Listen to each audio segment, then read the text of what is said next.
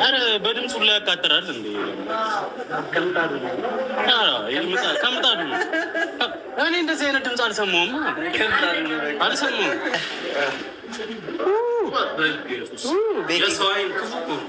ጎበዝ ነህ።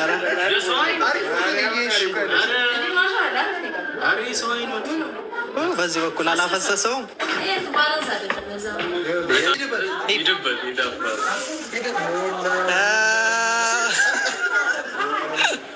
ራስን መበላው። እሺ ሚኪ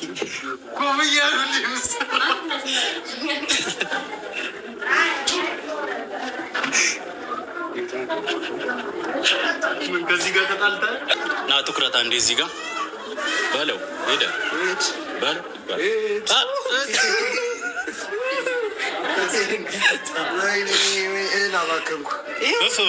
እያየ ነው።